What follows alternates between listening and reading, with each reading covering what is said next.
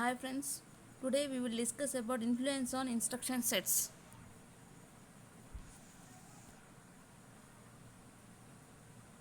Coming to the overview, here we have to know two aspects in this session, that is addressing modes and conditional code flags. First we will go to addressing modes concept. Addressing modes include simple ones and complex ones. In choosing the addressing modes to be implemented in a pipeline processor, we must consider the effect of each addressing mode on instruction flow in the pipeline. అంటే ఏంది అంటే addressing మోడ్ని చూస్ చేసుకునేటప్పుడు మనం దాని యొక్క effect instruction ఫ్లోలో ఎలా ఉంది అనేది మనం ఫస్ట్ అబ్జర్వ్ చేయాలండి. సో నెక్స్ట్ సైడ్ ఎఫెక్ట్స్ ఏంటి అనేది the extent to which complex addressing modes cause the pipeline to stall. So complex addressing modes, simple addressing modes, complex addressing modes ఉంటాయి. సో కాంప్లెక్స్ అడ్రసింగ్ మోడ్స్ మనం use చేసేటప్పుడు so ఎంత extent వరకు stalling అనేది ఉంటుంది, అంటే పైప్లైన్ స్టాలింగ్ అనేది అక్కర్ అవుతుంది అనేది ఇక్కడ కన్సిడర్ చేసుకోవాలి. Whether a given mode is likely to be used by compilers. So ఒక పర్టికులర్ అడ్రసింగ్ మోడ్ అనేది కంపైలర్స్లో యూస్ చేస్తున్నామా లేదా అనేది అబ్జర్వ్ చేయాలి. నెక్స్ట్ రీకాల్, ఇది ఆల్రెడీ ఈ ఎగ్జాంపుల్ నేను ప్రీవియస్ వీడియోలో ఎక్స్ప్లెయిన్ చేశాను. జస్ట్ ఒక గ్లాన్స్ వేద్దామండి. Load X of R1, R2. So first instruction ఇక్కడ ఏం జరుగుతుంది అంటే నార్మల్ సీక్వెన్షియల్ ఎగ్జిక్యూషన్ అనేది పర్ఫామ్ అవుతుంది. ఇలా ఫస్ట్ ఫెచ్చింగ్ జరుగుతుంది. ఫెచ్ యూనిట్ ఏం చేస్తుంది, ఒక ఇన్స్ట్రక్షన్ I1 అనేది అని ఫెచ్ చేసుకుంటుంది. ఫెచ్ చేసి దాన్ని బఫర్లోకి స్టోర్ చేసుకొని బఫర్ అనేది డీకోడింగ్ దానికి పంపిస్తుంది అనమాట. సో డీకోడింగ్ దగ్గర పంపించినప్పుడు ఆటోమేటిక్గా మీన్వెల్ అదే టైంలో మళ్ళీ ఫెచ్ యూనిట్ ఏం చేస్తుందంటే సెకండ్ ఇన్స్ట్రక్షన్ని మనం మళ్ళీ ఫెచింగ్ అనేది చేస్తుంది అనమాట. సో ఇక్కడ ఫస్ట్ ఇన్స్ట్రక్షన్ అనేది డీకోడింగ్, ఎగ్జిక్యూషను, ఆ తర్వాత ఏం చేస్తుంది రైటింగ్ అంటే రిజల్ట్ అనేది డెస్టినేషన్ లొకేషన్లో ప్లేస్ చేస్తుంది. సో ఈ కంప్లీట్ సీక్వెన్షియల్ ప్రాసెసింగ్ అనేది పర్ఫామ్ అవుతుంది I1లో. నెక్స్ట్ I2 దగ్గరకు వచ్చేసరికి లోడింగ్ అనేది పర్ఫామ్ చేస్తున్నాం. ఇక లోడింగ్ అనేది ఏం చేస్తున్నామంటే F2 D2. So fetching decoding అయింది, ఎగ్జిక్యూషన్ కూడా అవుతుంది. ఎగ్జిక్యూషన్ టైంలో ఏం చేస్తున్నామంటే లోడింగ్ అనేది చేస్తున్నాం, అంటే మెమరీ యాక్సెసింగ్ అనేది ఇక్కడ పర్ఫామ్ అనేది చేస్తున్నాం అనమాట. సో మెమరీ యాక్సెసింగ్ పర్ఫామ్ చేస్తున్నాం కాబట్టి ఎగ్జిక్యూషన్ ప్లస్ మెమరీ యాక్సెసింగ్ కోసం M2 అనేది యూస్ చేస్తాం అనమాట. సో I3 దగ్గర ఇక్కడ ఓన్లీ ఒక ఇన్స్ట్రక్షన్లోనే లోడింగ్ అనేది పర్ఫామ్ చేస్తున్నాం. సో కాబట్టి మనం ఓన్లీ ఆ ఇన్స్ట్రక్షన్ వరకు మెమరీ యాక్సెసింగ్ అనేది పర్ఫామ్ చేస్తున్నాం కాబట్టి మనం E2 M2 అనేది యూస్ చేస్తాం. సో థర్డ్ ఇన్స్ట్రక్షన్ దగ్గరకు వచ్చేసరికి ఆల్రెడీ I2 M2 యూస్ చేస్తుంది కాబట్టి I3 అనేది మెమరీ యాక్సెస్కి అవసరం లేదు కాబట్టి ఇక్కడ ఒక బ్లాక్ అనేది ఐడియల్ బ్లాక్ అనేది యూస్ చేస్తున్నామండి. నెక్స్ట్ ఏంది I4 కూడా అలానే. సో I5కి ఇక్కడ ఏమవుతుంది, సో ప్యారలల్ ప్రాసెసింగ్ జరుగుతుంది కాబట్టి I5కి ఇక్కడ అవసరం లేదు. సో కాబట్టి ఇక్కడ ఏంది 2 డిలేస్ అనేటివి అక్కడ అవుతున్నాయి అనమాట. సో ఇది ఆల్రెడీ నేను ఈ ప్రీవియస్ ఎగ్జాంపుల్లో ఎక్స్ప్లెయిన్ చేశాను. మళ్ళీ దీన్ని బేస్ చేసుకొని నెక్స్ట్ ఎగ్జాంపుల్స్ అనేటివి ఎలా ఉంటాయో చూడండి. So suppose if we consider complex addressing మోడ్ని మనం కన్సిడర్ చేసుకున్నప్పుడు ఇక్కడ ఏం జరుగుతుంది అంటే లోడ్ ఎక్స్ ఆఫ్ R1 అంటే టూ ప్రైసెస్ వచ్చాయండి, డబుల్ ఇండెక్సింగ్ అని. నార్మల్ ఎక్స్ ఆఫ్ R1 అంటే ఇండెక్సింగ్ అంటే కాన్స్టెంట్ ప్లస్ R1 అనేది ఇక్కడ పర్ఫామ్ చేస్తున్నాం.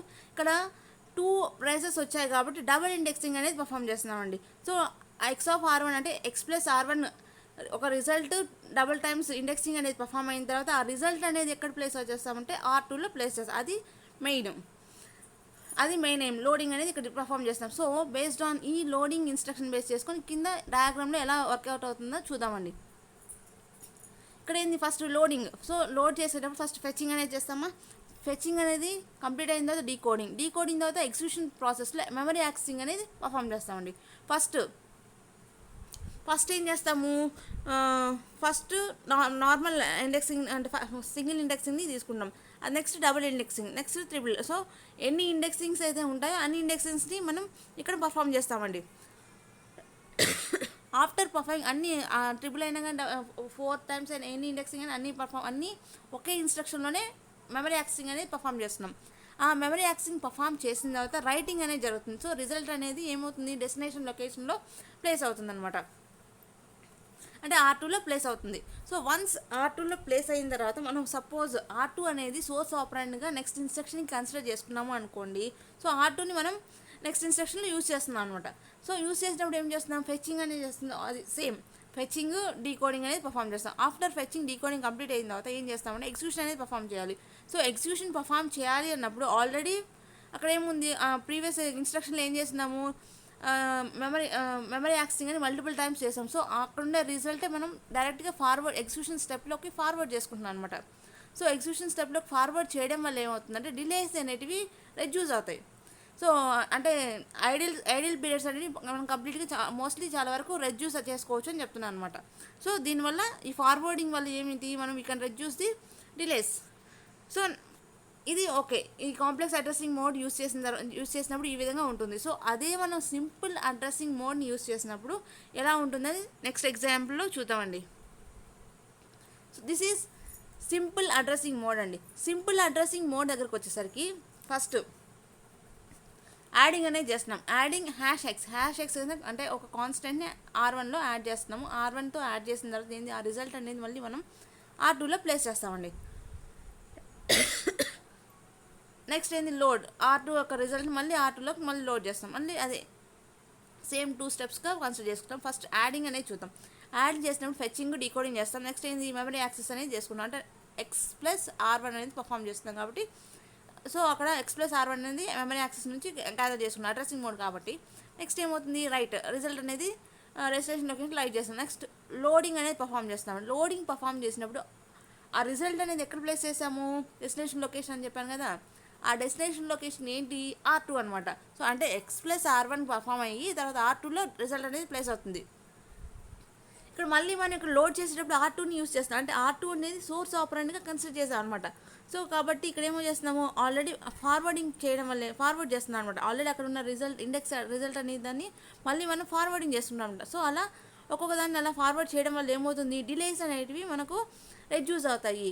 డిలేస్ రెడ్యూస్ అవుతాయి అంటే ఇక్కడ ఈ సింపుల్ అడ్రసింగ్ మోడ్లో ఏం చేస్తున్నామంటే ప్రతి ఇన్స్ట్రక్షన్కి అంటే 4 ఇన్స్ట్రక్షన్స్ యూస్ చేస్తున్నాము. సో సింపుల్గా వన్ బై వన్ అనేది జరుగుతుంది అనమాట. అక్కడ అలా కాదు, మల్టిపుల్ మెమరీ యాక్సెసింగ్ అనేది జరుగుతుంది. కానీ ఇక్కడ ఏం చేస్తుందంటే ఒక్కొక్క ఇన్స్ట్రక్షన్కి ఒక్కొక్క మెమరీ యాక్సెసింగ్ అనేది జరుగుతుంది అనమాట. ఫార్వర్డ్ చేస్తూ మెమరీ యాక్సెసింగ్ అనేది జరుగుతుంది అనమాట. సో ఇక్కడ ఏంటంటే కాంప్లెక్స్ అడ్రసింగ్ మోడ్ యూస్ చేయడం వల్ల ఏమవుతుందంటే ఫాస్టర్ ఎగ్జిక్యూషన్ అనేది పర్ఫామ్ కాదు. ఎందుకంటే మల్టిపుల్ యాక్సెసింగ్ అంటే వీఆర్ యాక్సెసింగ్ మల్టిపుల్ టైమ్స్, మెమరీని యాక్సెసింగ్ అనేది మల్టిపుల్ టైమ్స్ చేస్తున్నాము. సో ఎగ్జిక్యూషన్ అనేది కొంచెం టిపికల్గా ఉంటుంది, ప్లస్ స్లోగా ఉంటుంది అనమాట. నెక్స్ట్ సో ప్రతి ఒక్క కాన్సెప్ట్కి మనకు ఏదో ఒక అడ్వాంటేజ్ అనేది మనకు ఒకటి ఉంటుందన్నమాట. ఆ అడ్వాంటేజ్ ఏంటి అంటే reducing the number of instructions. So number of ఇన్స్ట్రక్షన్స్ని వీ కెన్ రెడ్యూస్ అనమాట. Though it is not a faster execution, we can reduce the number of instructions అండి. సో ఆర్ ప్రోగ్రామ్ స్పేస్ని కూడా మనం రెడ్యూస్ చేసుకోవచ్చు. సో డిసడ్వాంటేజ్ ఏంటంటే cause pipelines to stall or more hardware to decode or not convenient for compiler to work with. ఇక్కడ ఏం చేస్తామంటే disadvantage ఏంటి అంటే పైప్లైన్ స్టాలింగ్స్ అనేటివి అక్కరవుతాయి. మోర్ హార్డ్వేర్ కాన్ఫిగరేషన్స్ అనేటివి ఎక్కువ అవుతుంది. నెక్స్ట్ కంపైలర్కి కన్వీనియంట్గా ఉండదన్నమాట, అది డిసడ్వాంటేజ్. Next conclusion. దీనివల్ల కంక్లూజన్ ఏంటి అనేది అంటే complex addressing modes are not suitable for pipeline execution. So complex addressing modes అనేటివి పైప్లైన్ ఎగ్జిక్యూషన్కి సూటబుల్ కాదు అని ఒక కంక్లూజన్ అండి. Next addressing modes. ఇక్కడ ఏంటంటే సో కాంప్లెక్స్ అడ్రసింగ్ మోడ్స్ అనేటివి పైప్లైన్ ఎగ్జిక్యూషన్కి సూటబుల్ కావు అని చెప్పాము. ఇప్పుడు ఎటువంటి అడ్రసింగ్ మోడ్స్ మనకు సూటబుల్ అనేటివి ఇక్కడ చూద్దాం. సో గుడ్ అడ్రసింగ్ మోడ్స్ ఎలా ఉండాలి అంటే కొన్ని ఫీచర్స్ ఉన్నాయండి. అవి ఏంటంటే access to an operant does not require more than one access to the memory. So ఇక్కడ యాక్సెసింగ్ అనేది జరుగుతుంది. యాక్సెసింగ్ జరిగినప్పుడు multiple accessing from the memory అనేది జరగకూడదు, ఓన్లీ వన్ అనేది పర్ఫామ్ కావాలి అని చెప్తున్నాను అనమాట. Only load and store instructions access memory operands. So load and store instructions మాత్రమే మెమరీ యాక్సెసింగ్ అనేది చేస్తుంది, రిమైనింగ్ ఏవి చేయకూడదు. The addressing modes used do not have side effects. మనం ఏవైతే అడ్రసింగ్ మోడ్స్ యూజ్ చేస్తామో దానికి సైడ్ ఎఫెక్ట్స్ ఏమీ ఉండకూడదు. సో ఏవి గుడ్ అడ్రసింగ్ మోడ్స్ అంటే register indirect and index addressing modes are good addressing modes అని ఇక్కడ కొన్ని ఎగ్జాంపుల్స్ ఇచ్చానండి. నెక్స్ట్ కండిషనల్ కోడ్స్ దగ్గరకు వచ్చేసరికి if an optimizing compiler attempts to reorder instruction to avoid stalling the pipeline when branches or data dependencies between successive instructions occur it must ensure that reordering does not cause a change in the outcome of a computation. So ఇక్కడ conditional కోడ్స్లో మనం optimizing compiler అనేది use చేస్తామండి. ఎందుకు use చేస్తామంటే in order to avoid స్టాలింగ్స్ని avoid చేసేదానికి use చేస్తాం. సో స్టాలింగ్స్ని అవాయిడ్ చేయాలి అన్నప్పుడు మనం ఇక్కడ ఏం చేస్తామండి, రీఆర్డరింగ్ ఆఫ్ ఇన్స్ట్రక్షన్స్ అనేది చేస్తామండి. రీఆర్డరింగ్ జరిగేటప్పుడు ఇక్కడ బ్రాంచింగ్ కానీ డేటా డిపెండెన్సీస్ అనేటివి వస్తాయి కాబట్టి ఒక ప్రోగ్రాంలో ఆ బ్రాంచింగ్ డేటా డిపెండెన్సీస్ వల్ల రీఆర్డరింగ్ వల్ల ఏమవుతుంది, మనకు రిజల్ట్ అనేది చేంజ్ కాకూడదు అని చెప్తున్నాను అనమాట. రిజల్ట్ చేంజ్ కాకుండా ఇన్కరెక్ట్ రిజల్ట్ రాకుండా కరెక్ట్ రిజల్ట్ అనేది పర్ఫామ్ కావాలి అని చెప్తున్నారు అనమాట. The dependency introduced by the condition code flags reduces the flexibility available for the compiler to reorder instruction. Dependency వల్ల ఏమవుతుందంటే కండిషనల్ కోడ్ ఫ్లాగ్స్లో ఇంట్రడ్యూస్ చేయడం వల్ల it can reduce the flexibility అనేది రెడ్యూస్ చేస్తాం అనమాట. సో దట్ ఫ్లెక్సిబిలిటీ రెడ్యూస్ చేయడం వల్ల ఏమైనా రీఆర్డరింగ్ అనేది కొంచెం కష్టంగా ఉంటుంది అనమాట. సో ఇది ఒక ఎగ్జాంపుల్ చూడండి. ఫస్ట్ ఏ ప్రోగ్రామ్ ఫ్రాగ్మెంట్ అండి. సో నార్మల్ ప్రోగ్రామ్ ఎలా మనం యూస్ చేస్తాం చూడండి. ఫస్ట్ యాడింగ్ అనేది పర్ఫామ్ చేస్తాము, R1, R2. So next comparison ఏంది, R3, R4. ఫస్ట్ ఇక్కడ యాడింగ్ పర్ఫామ్ అయిపోయిన తర్వాత కంపారిజన్ చేస్తాం. సో కంపారిజన్ పర్ఫామ్ చేయాలి అంటే 2 ఇన్స్ట్రక్షన్స్ అనేవి ఎగ్జిక్యూషన్ స్టేజ్లోనే ఉండాలి. ఎందుకు, సో కంపారిజన్ అనేది దేని మధ్య జరుగుతుంది, 2 ఇన్స్ట్రక్షన్స్ మధ్య కంపారిజన్ అనేది చేస్తున్నాం అనమాట. సో కాబట్టి 2 ఇన్స్ట్రక్షన్స్ ఎగ్జిక్యూషన్ అయితేనే కదా మనకు కంపారిజన్ అనేది పర్ఫామ్ చేస్తాము. సో ఎగ్జిక్యూషన్ స్టేజ్ దగ్గరకు వచ్చేసరికి కొన్ని డిలేస్ అనేటివి అక్కర్ అవుతాయి అనమాట. సో ఎగ్జిక్యూషన్ స్టేజ్ తర్వాత బ్రాంచింగ్ అనేది చేస్తాము. సో ఇక్కడ ఏంది, కొంచెం క్లాక్ సైకిల్స్ అనేటివి ఎక్కువ తీసుకుంటుంది అనమాట. సో ఇది ఒరిజినల్. సో ఇక్కడ ఏమవుతుంది, పైప్లైన్ స్టాలింగ్ అనేది పర్ఫామ్ అవుతుంది. సో దీన్ని రెడ్యూస్ చేయాలి అంటే మనం ఇన్స్ట్రక్షన్స్ రీఆర్డరింగ్ అనేది పర్ఫామ్ చేస్తామండి. సో ఇక్కడ చూడండి, సెకండ్ దాంట్లో చూడండి, ఫస్ట్ కంపారిజన్ చేస్తాం, ఓకేనా. ఫస్ట్ కంపారిజన్ చేసిన తర్వాత యాడింగ్ చేస్తాము, యాడింగ్ తర్వాత బ్రాంచింగ్ అనేది పర్ఫామ్ చేస్తాం. సో దీనివల్ల మనకు డిలేస్ అనేటివి అంటే స్టాలింగ్స్ అనేటివి రెడ్యూస్ అవుతాయి అన్నమాట.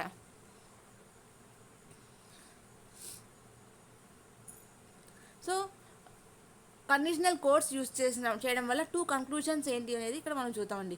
To provide flexibility in reordering instructions the condition code flag should be affected by as few instruction as possible. అంటే రీఆర్డరింగ్ ఇన్స్ట్రక్షన్స్లో మనం ఫ్లెక్సిబిలిటీ ప్రొవైడ్ చేయాలి అన్నప్పుడు కండిషనల్ కోడ్ ఫ్లాగ్స్ మధ్య కొన్ని షుడ్ బి ఎఫెక్టెడ్, అంటే కొన్ని ఇన్స్ట్రక్షన్స్ వల్ల కండిషనల్ కోడ్ ఫ్లాగ్స్ అనేవి ఎఫెక్టెడ్ అవుతాయి అని చెప్తున్నారు. నెక్స్ట్ ఇంకోటి ఏంది, the compiler should be able to specify in which instructions of a program the condition codes are affected and in which they are not.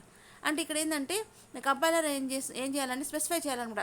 ఎటువంటి కండిషన్ కోడ్స్లో ఎఫెక్ట్ అవుతుంది, ఎటువంటి condition codes effect కావట్లేదు, instructions అనేవి instructions అనేవి execution టైంలో condition codes ఎటువంటి conditions codes effect అవుతున్నాయి, ఎటువంటి కండిషన్ కోడ్స్ ఎఫెక్ట్ కావట్లేదు అనేది ముందు కంపైలర్ ఏం చేయాలంటే స్పెసిఫై అనేది పర్ఫామ్ చేయాలి అని ఇక్కడ చెప్తున్నారనమాట.